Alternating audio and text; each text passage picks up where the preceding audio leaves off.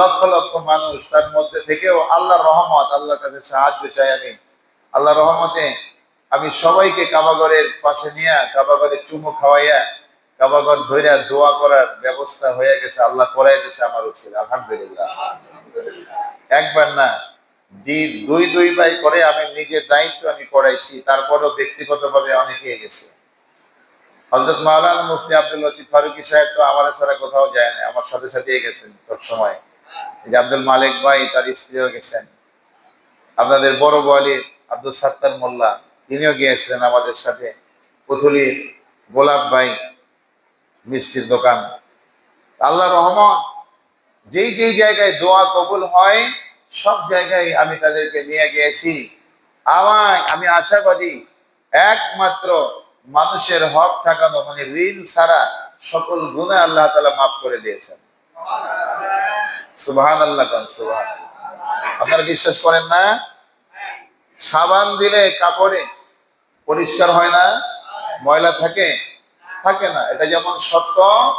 আর বাইতুল্লাহর মধ্যে প্রবেশ করলে, আরাফার ময়দানে গেলে, দয়াল নবীজির কদমে গেলে তাদের কোনো গুনাহ থাকে না, একমাত্র মানুষের ঋণ ছাড়া। এই ঋণ মাফ হয় না।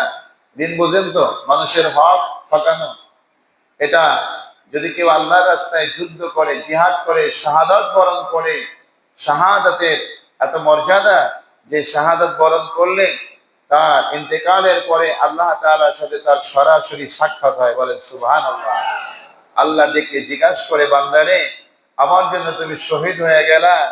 ও বান্দা, তোমার জীবনটা দিয়ে দিলা, সবচেয়ে প্রিয় তোমার জীবনটা আমার জন্য দিয়ে দিলা।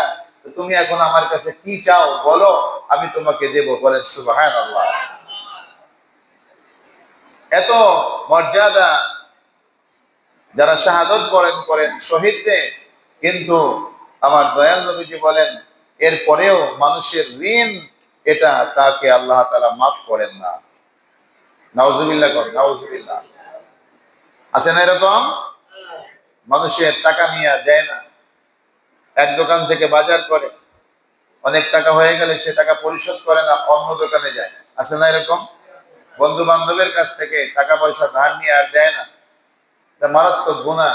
আপনার যদি না দেওয়ার তৌফিক না থাকে, তার কাছ থেকে মাপ চেয়ে নেন, তাও ভালো। কিন্তু ঋণ থাকলে এই ঋণ কিন্তু হাসরের ময়দানে আপনাকে নিজের আমল নামার নেকি দিয়ে আপনাকে পরিশোধ করতে হবে।